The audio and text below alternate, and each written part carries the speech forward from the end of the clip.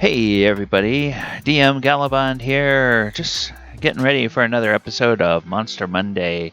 What you're hearing behind my voice right now is you are hearing the dulcet tones of Stream Beats by Harris Heller. You can find Stream Beats, it's all copyright-free music over at www.streambeats.com.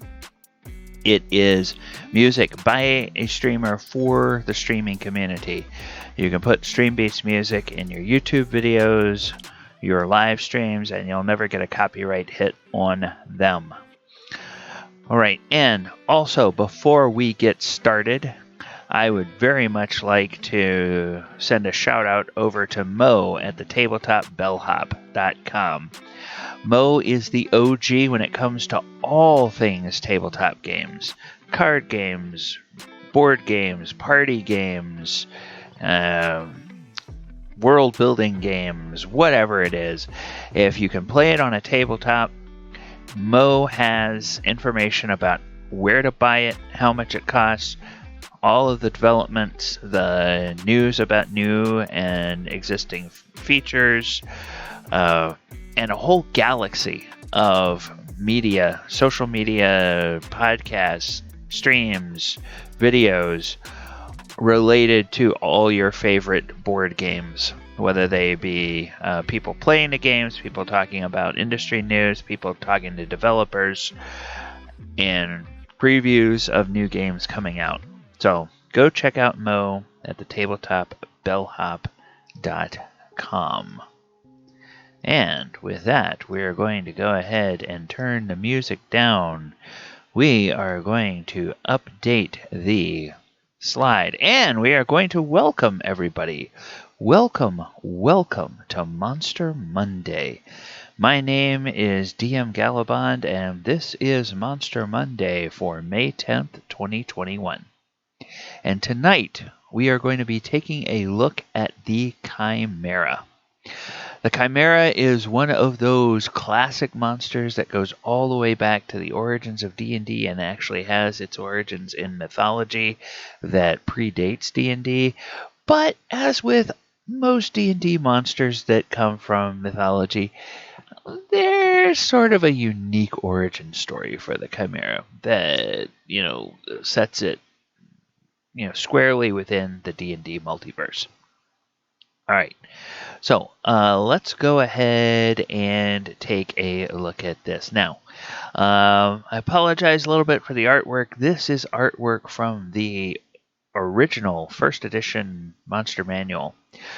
But the Chimera is a horrid combination of three different creatures. It has three heads, the head of a goat, the head of a lion, and the head of a dragon. The forebody of a lion, the hindquarters of a goat, and the wings and tail of a dragon. And that's a description you get from the Rules Cyclopedia for Basic D&D.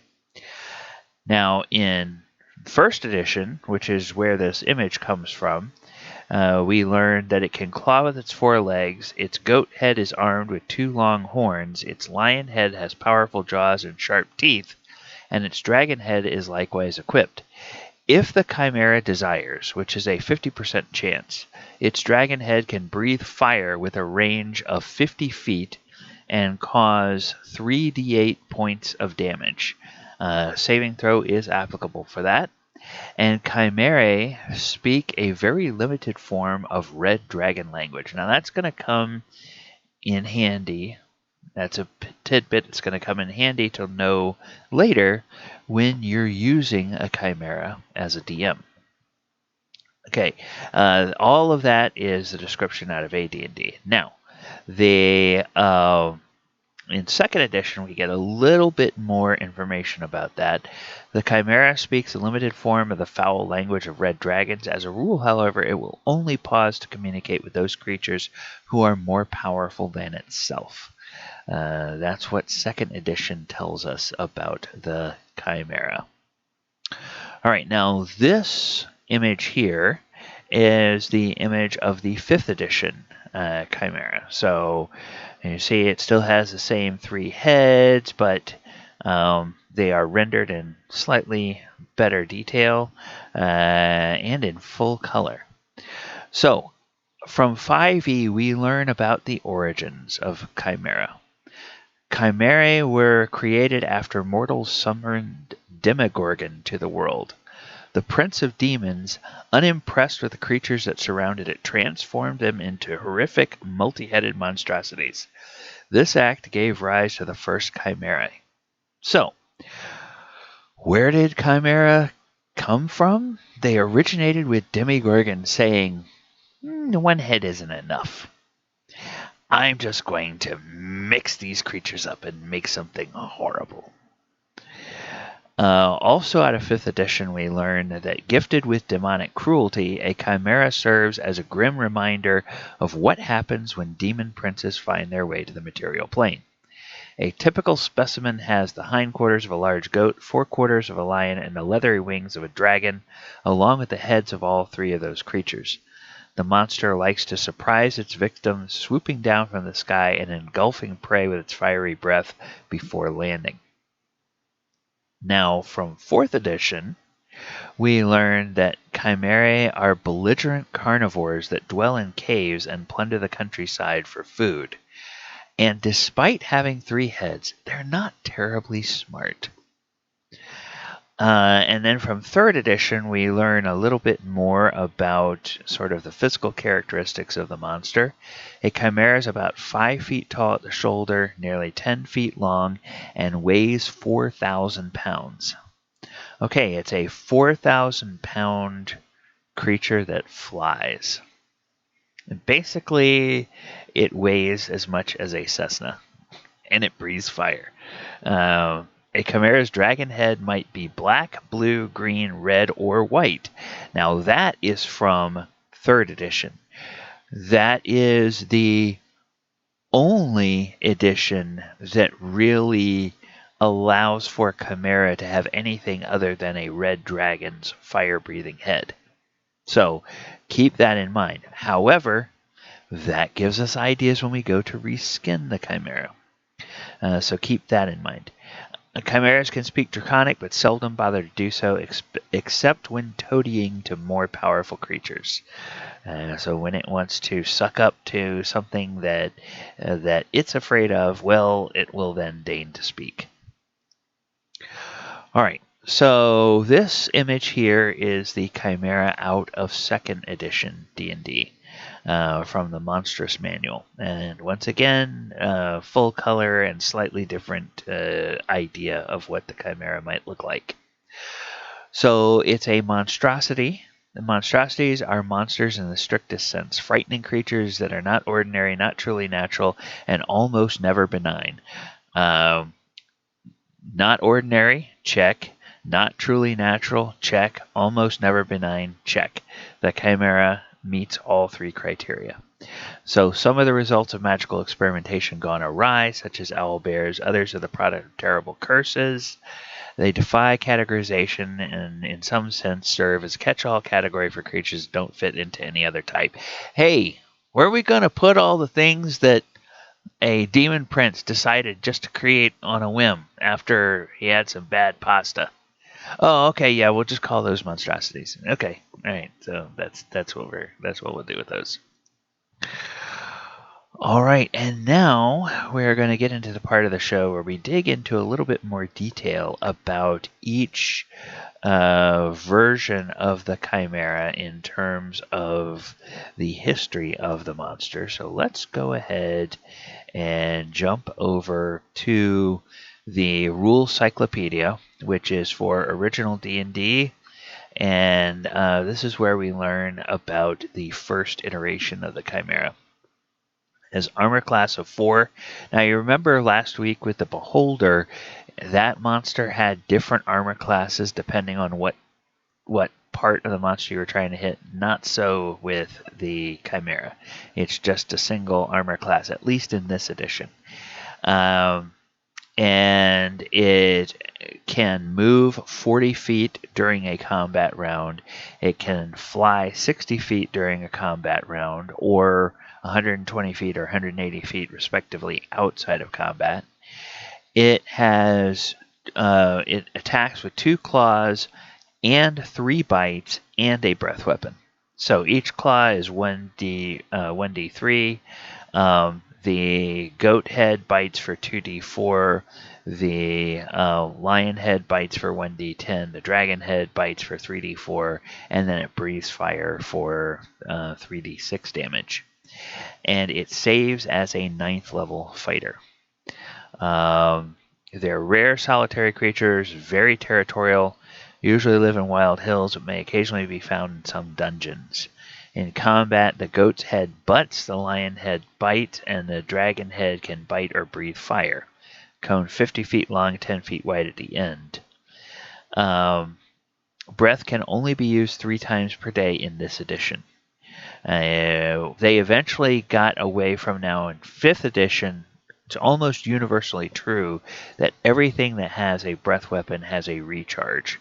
So you basically, as a DM, you roll the dice and find out whether or not the breath weapon recharges. So, and the more frequently you can use it, the higher the probability it will recharge.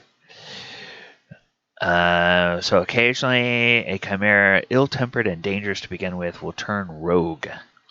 Rogue Chimera flies to some distant place and begins to terrorize the area, trying to drive out or kill every living thing in the region. Rogue Chimera will not stop this course of action. Either it kills everything and obtains itself a new territory, or it is killed. Alright, so, and then for those that are interested, it can carry 450 pounds or 4,500 coin weight at full speed and 900 pounds or 9,000 coin weight at half speed. And the barding multiplier times 3, that means the cost of whatever armor you want to put on a chimera, should you somehow have a reason to put armor on a chimera, it's going to cost 3 times more than the normal barding for a horse. Okay, now, 1st edition, now we get to the multiple armor classes. So armor class 6, 5, and 2, it's a 9 hit die creature. Again, it has 6 attacks, 2 claws, 1d3, 1d4 and 1d4 for the bites of the goat and dragon, I presume, 2d8 or 2d4 for the bite of the lion, and 3d4 for the breath weapon. Alright, this doesn't really have any new information about that other than just some coloration. Goat body parts are black with amber eyes and yellow horns. Lion-like parts are tawny yellow, dark brown mane, green eyes, and red maw. Dragon wings are brownish black, dragon head orange, and the eyes and mouth are black.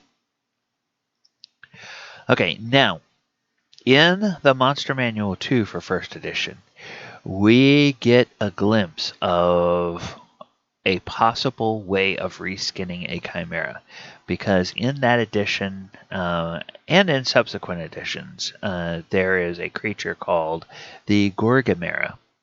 And what is the Gorgimera? Well, take away the goat's head and replace it with the head of a gorgon. And a gorgon is a bull-like creature that has a breath weapon that turns things to stone, in a similar way that a Medusa's gaze will turn things to stone, or a basilisk gaze will turn things to stone. So this creature has 5 physical attacks and then 2 breath weapon attacks. Similar to appearance to a chimera, Gorgimera is more fearsome. It's a sterile hybrid. Has the hindquarters and head of a gorgon, forequarters and head of a lion, mid-body wings and head of a red dragon. Lion parts have armor class 5, and everything else has armor class 2. It's a 10 hit dice monster instead of a 9 hit dice monster. It's a semi-intelligent. If in melee, there's a 1 in 6 chance it will use fire and a like chance it will use petrification. So, roll 1d6. 1 is Dragon Breath, 2 is Gorgon Breath, 3 to 6 is standard attack. Dragon Breath is 3d8, and the Gorgon turns victims to stone unless their saving throw versus petrification is succeeded. And like the others, like the other chimeras, they speak the language of red dragons. All right, so now in second edition, we get the second edition image, and we have both the Chimera and the Gorgimera. And everything stays very much the same as it was from the previous edition of the game. However, we do get a little bit more detail about the ecology, habitat, combat of the monster. It prefers to surprise its victims, swooping down from the sky, attacks 6 times with each round, clawing with 4 legs, goring with its 2 horns, biting with its lion and dragon heads, and then it can also loose a stream of flame. Now in this case, it's 5 yards long in lieu of biting. So Dragon's Fire causes 3d8 points of damage. So 5 yards is 15 feet versus 50 feet, which is a big difference. So it's a much more close quarters combat type of creature. Armor classes are split. The dragon has AC 2 on the flanks, the lion AC 5 on the front, and the goat is AC 5 in the rear. And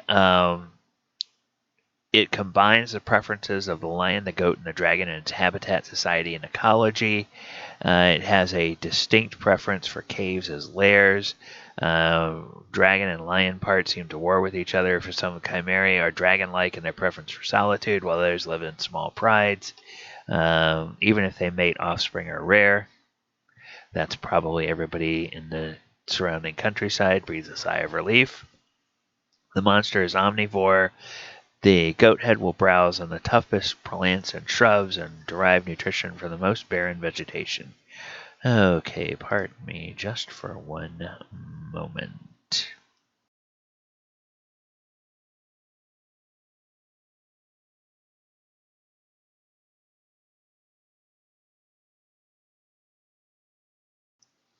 Okay, sorry about that. I was about to sneeze. And let's see. All right. Let's go back to, here we go. So Chimera hunts every 3 or 4 days, using strength and limited intelligence to gain advantage over those it preys on. And it roams over territories as large as 20 square miles. And because it's chaotic evil, it enjoys preying on humanoids.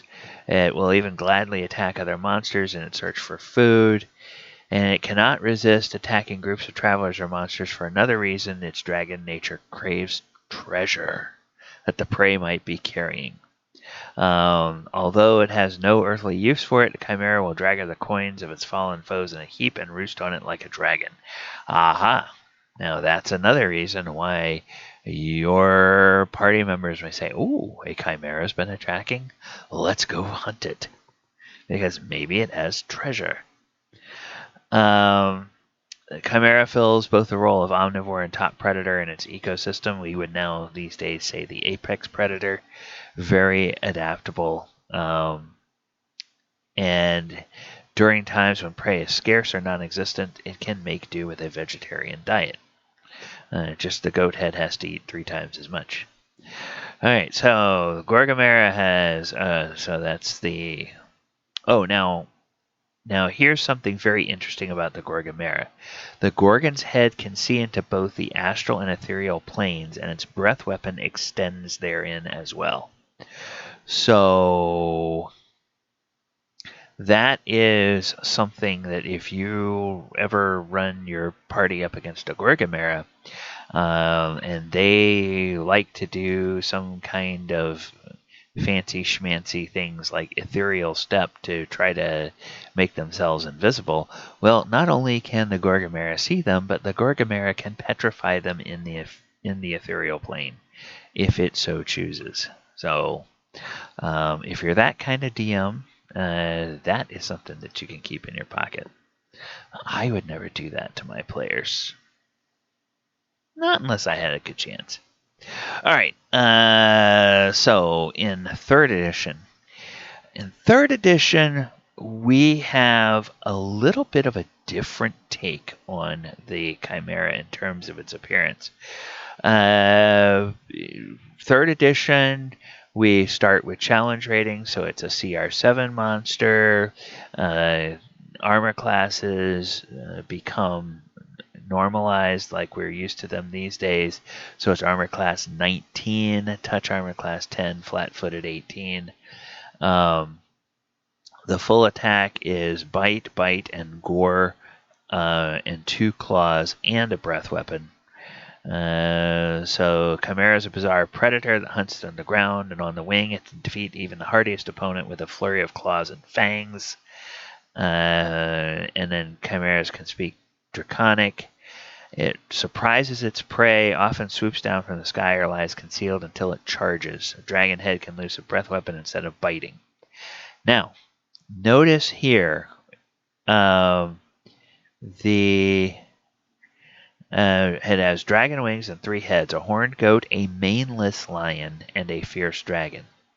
So now all of the other Chimera artwork we have seen before 3rd edition and frankly after 3rd edition have this big, huge lion's mane on the lion head. 3rd edition, for whatever reason, they said it's maneless. So what does this mean? This means you're free to do whatever you want. Take your Chimera to whatever makeup trailer you want to before you deploy it out in front of your players, and there you go. Now, okay, I must have misspoken earlier because it looks like here in 3rd edition we do have different colored heads, and each head has a different breath weapon. Now, primarily, we know everything is has been red, so the red dragon head will do a 20-foot cone of fire. Black dragon head would do a 40-foot line of acid. Blue dragon head, a 40-foot line of lightning. Green would do a 20-foot cone of acid gas. And the white would do a 20-foot cone of cold. And a light load for a Chimera is up to 348 pounds. Medium is up to 699 pounds, and a heavy load is up to 1,050 pounds. So that is what they can carry. All right, now in Monster Manual 2 for 3rd edition, we have another one of these little sort of DM workshop entries. Chimeric Creature. Chimeric creatures are hybrids that combine the traits of monstrous goat and a chromatic dragon with those of a 3rd creature, which must be an animal, beast, or vermin. Chimeric creature has at least 3 heads. Goat head sits to the right of the other head, has glowing amber eyes and long ochre horns. Scaly dragon head sits to the left and has black eyes. Dragon scales of a chimeric creature may be black, blue, green, red, or white. Central head is the head of a 3rd creature. It has the hindquarters of a black goat, wings of a dragon, and 4/4 of a 3rd creature. The Monster Manual describes one chimeric creature, the Chimera. So now this one is a chimeric creature that has the head of an ankeg, in addition to the head of the goat and the head of a dragon. So imagine an insectoid version of a chimera. Now, I don't know what I think is more terrifying, but I think it might be more terrifying to throw something at my party that had big clacking mandibles in the middle head instead of having a roaring lion's head. I've got players that would see the roaring lion head and go, "Kitty!" But you put some big horrible, mandible insectoid head in there, and they might just go, "Ooh!" So I suppose it depends on what happens at your table. That is yet another thing that you can do. So, in this Monster Manual 2, Chimeric is a template, can be added to any medium, large, or huge animal, beast, or vermin. The base creature uses all the base creature stats and special abilities except as noted here. So you change its hit dice to D10s. The speed is the same as the creature, but it gains a fly speed of 50. Armor class, natural armor bonus improves by +6. Attacks and damage, all the attacks of the base creature,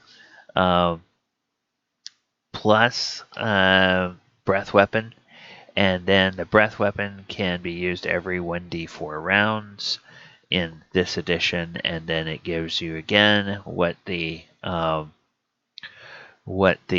details of the type of breath weapon based on the dragon head that it has, and then the line is always 5 feet high, 5 feet wide, and 40 feet long, and the cone is always 20 feet long. And then some special qualities, saves, abilities are increased as follows.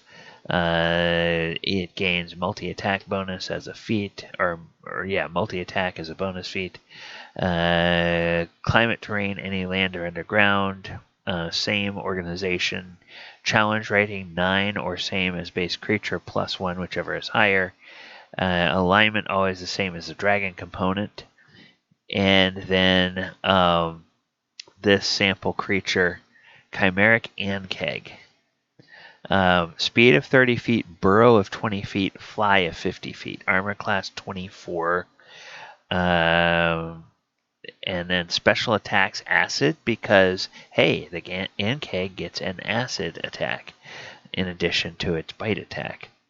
Challenge rating 9. Hit dice 9d10 plus 45. And yeah, so you have a really nice template there. And also, by the way, it gets tremor sense because Ankegs have tremor sense. So you can pick up whatever the characteristics of the base monster are and add it to your reskinned Chimera.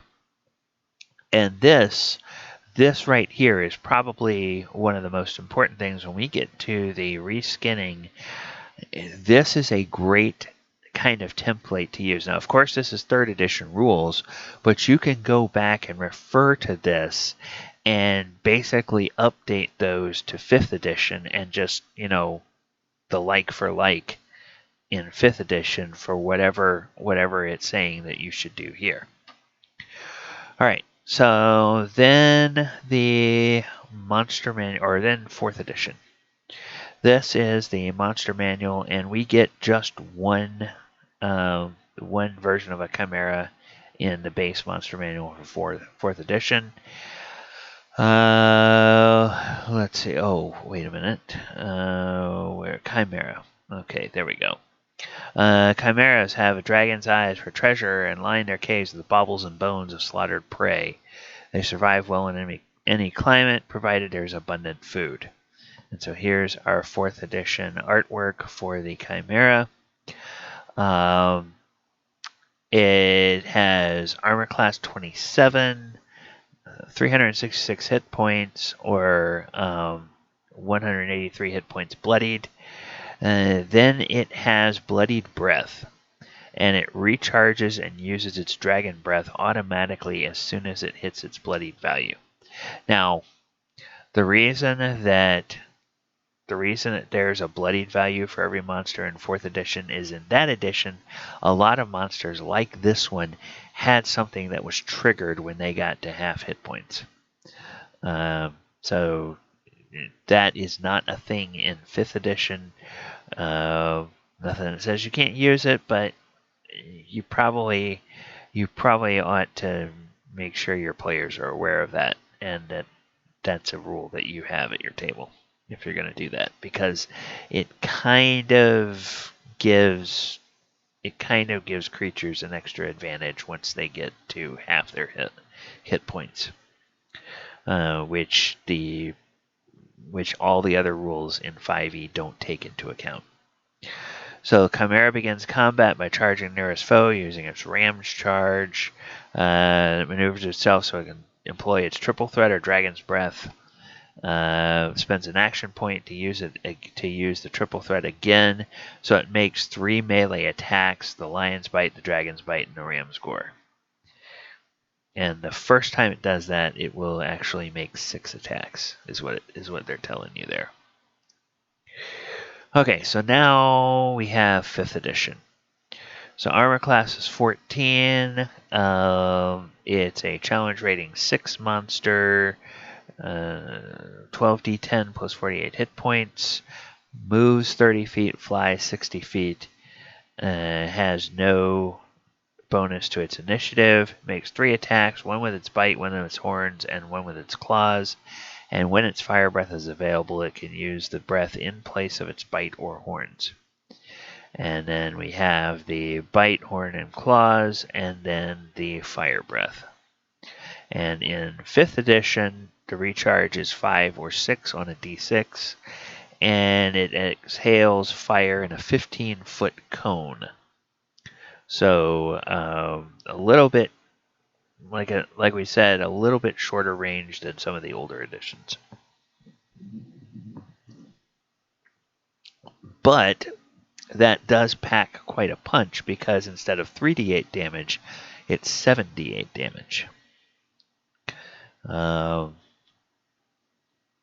So that is the mechanics behind the Chimera.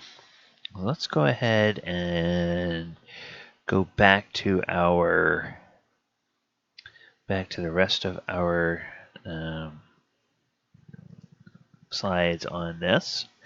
Okay, if you want to deploy a Chimera in an encounter as a CR 6 creature in D&D, it is going to be a hard encounter by itself for a level 4 party that has 5 PCs.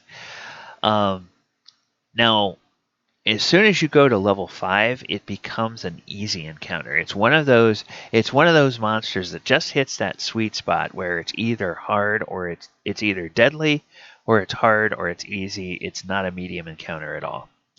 So the range for the easy encounter is anywhere from 5th level on the low range to 8th level on the high range. And if you want to turn it into a hard encounter for an 8th level party, you could add up to 5 adult Kuthriks. Kuthriks are also monstrosities. They're those, best way of describing them is they kind of look like the bug monsters out of Starship Troopers, is what the Kuthriks look like a little bit. They're nasty little run around, stab things and bite things. Stab things with their legs and bite things with their mouth parts type of creatures. All right, so if you're in a party and you come across a Chimera, what are some tactics you can use? Well, if you are of an appropriate level to face the Chimera, they're just simply bad news.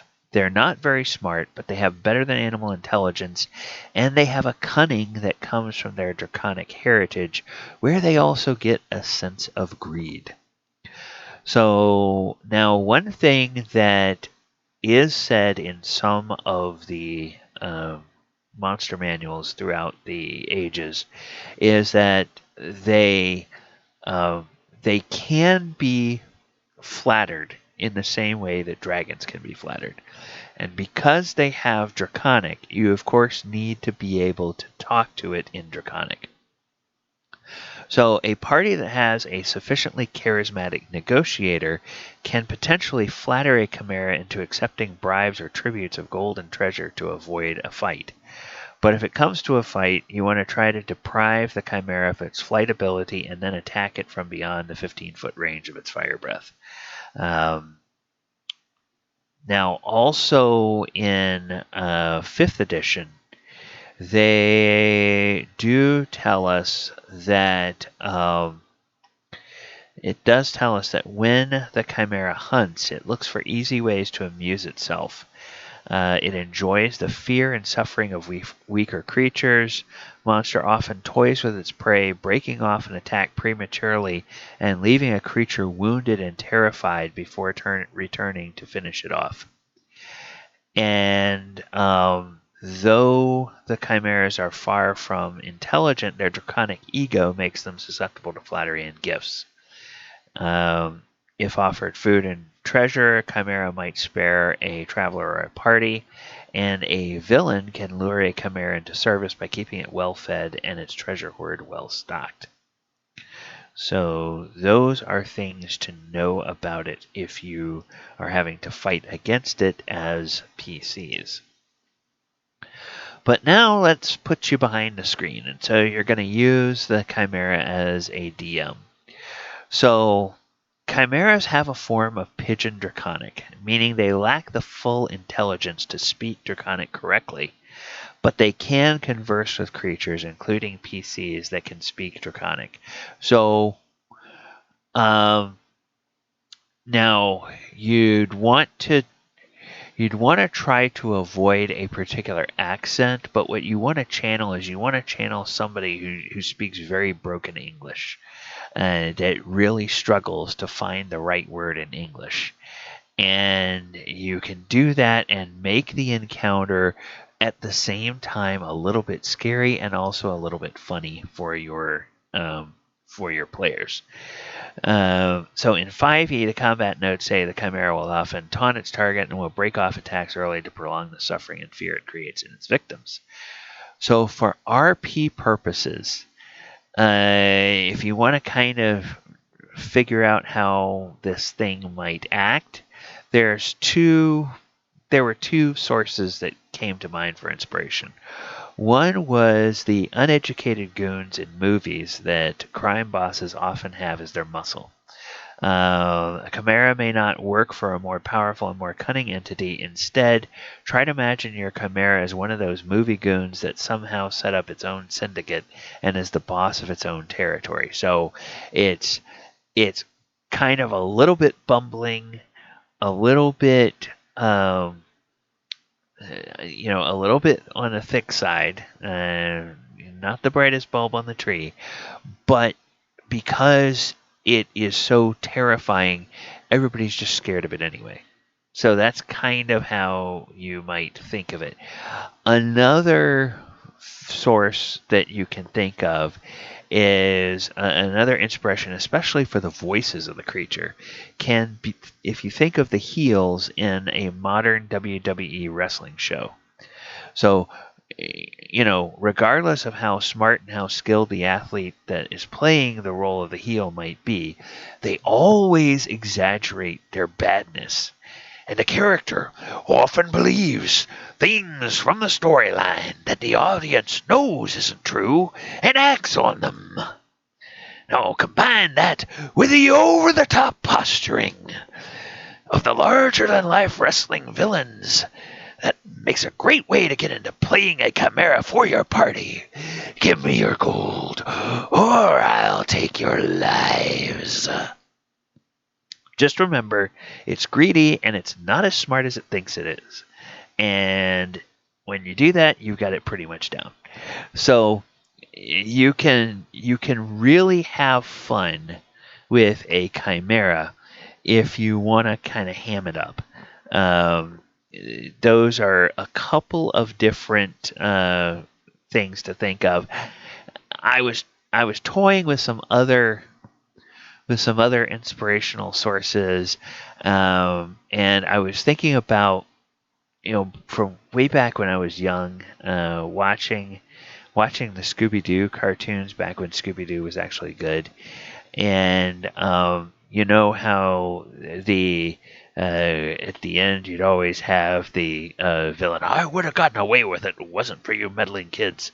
The villain always thinks they're so smart, but the teenagers running around smoking dope with the big old dog, they can outsmart this criminal mastermind. Same thing goes for, like, back in the day, watching the Justice League cartoon. Again, back when I was a kid, you'd have these villains that always thought they were so smart. And that reminds me of another thing. If you're a fan of classic TV, you go back to the old 1960s Batman TV series, and kind of how the villains on there were really kind of goofy and dopey, and they were set up as criminal masterminds, but they were really kind of dumb. And so that would be another kind of inspiration you could use to think of how to RP a Chimera during an encounter with your party. Have it just be taunting them in the way that one of those old villains would do during the fight. All right. So where would you place a Chimera in the campaign? So, since it's a hard encounter for a level 4 party, the Chimera could be used as a great guardian at the end of a tier 1 story arc for your campaign. Imagine perhaps your party is tracking a valuable item that the big bad, the mastermind in your campaign has stolen. And that enemy might be powerful enough to have subdued a Chimera and use it as a guardian for a treasure vault. So, they go and they think they're going to have a showdown with this villain, but no, they run into the guardian Chimera. And if they're level 4, that should be a pretty tough fight for them to have to deal with that. Or another option is the Chimera might be a pet of your villain. And if the party faces that villain at level 4, you can always give the villain a way of getting away and then have it unleash the pet Chimera on an already wounded party as a way of attempting to deter or eliminate future meddling in their plans. So, give your villain, make your villain somebody that there's an outside possibility that your party could defeat, but sort of set a threshold that if the party somehow manages to get it down to half health, it's going to just teleport out and activate something that releases the pet Chimera. And when the villain gets away, after it's gotten a few hits in, hopefully on several of the characters, well, now they have to deal with a full health Chimera as wave 2 of the combat. And yes, if they defeat the Chimera, the villain has left this particular lair, so there's probably some treasure they can get, some information they can get that's going to lead them on the next stage of the campaign. But they have had to have this really tough fight against this, very iconic D&D monster as part of that encounter. All right, so how might we reskin the monster? Well, we've already talked a little bit about 2 different options. First of all, you have the Gorgimera from 1st edition. And that points us to where we can go with this one. You can reskin the Chimera, could focus on keeping the lion and dragon heads and swapping out the goat head and varying the type of draconic head. Now, the other option is to go with what they told us in the 3rd edition, where they gave us the template for the Chimeric creature. And that says you keep the dragon head and the goat head, and then the lion head in the middle is the one that you swap out. So that third head might be might have a breath weapon, or it might have some other kind of special attack, like that Ankeg monster we saw has the acid attack. Also would pick up some of the special abilities, like it gets the Ankeg's tremor sense in that particular example they gave us. So you could think about all of those kinds of things as different ways of reskinning and repackaging and presenting something unique to your players that uses the base stat block of a Chimera. Okay, so now we're getting close to the end of our time together. Q&A. All right, so all right. Okay, so always thought there would be tails that were a scorpion. Not that it's needed or another attack, but that's a thought. Yes. So you very well could have something like a chimeric creature and have that central head be a scorpion head. And so instead of maybe a bite attack, you would give it 2 pincher attacks. So it would have its claw attacks from the four claws of the lion, would have the pincher attacks from the scorpion, and then would have the tail of the scorpion that it could arch over and attack with poison. So that would, again, now because you're giving it those extra pincher attacks and poison in addition to the fire breath, that's probably going to up the challenge rating a little bit. May make it a challenge rating higher. Okay. Yeah.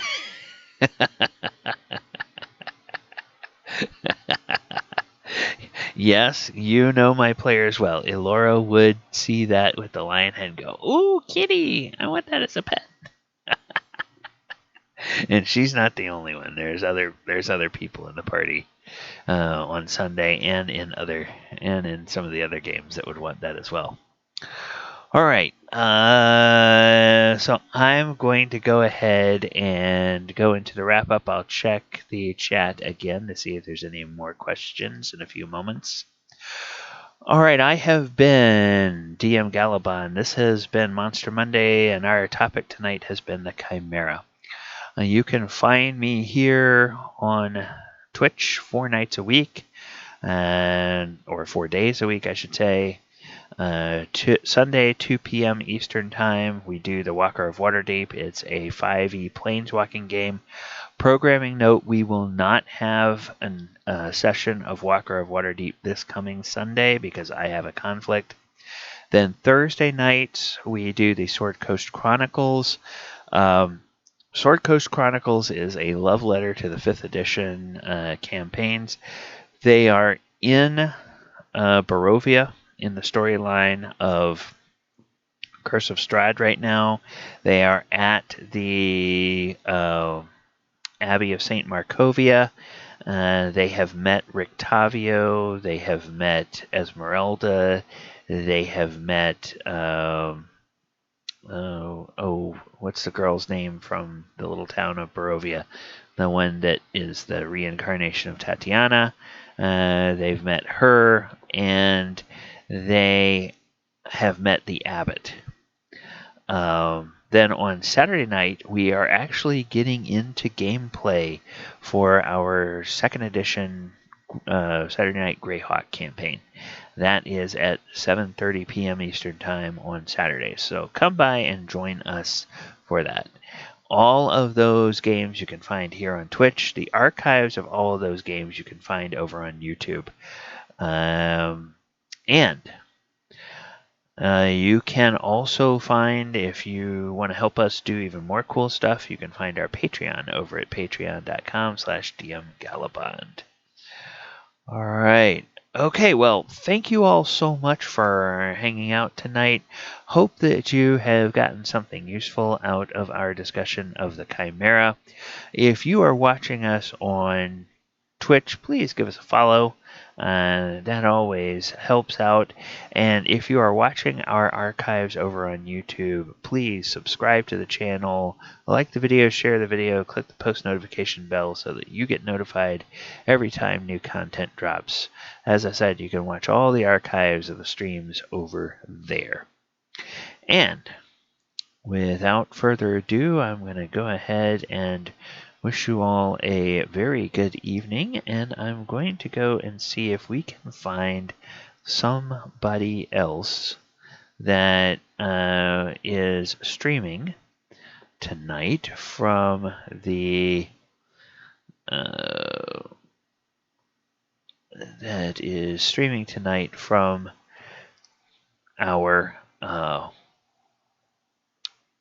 our team, from the small streamer community team. So let's go over there and see what those folks are doing. So All right. And mute. And we'll see what's happening. Okay. Apex Legends, Call of Duty, Star Wars Squadrons,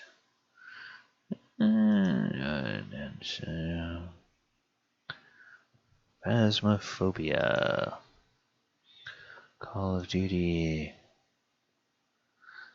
Okay.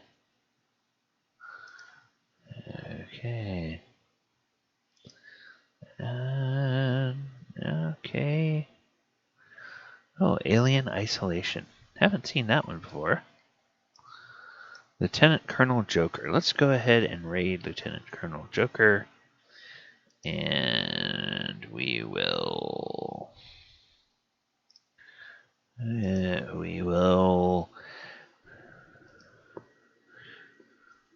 tell him that you're coming over from our session with Monster Monday, and enjoy the rest of your week. We hope we will see you back on some of the other streams.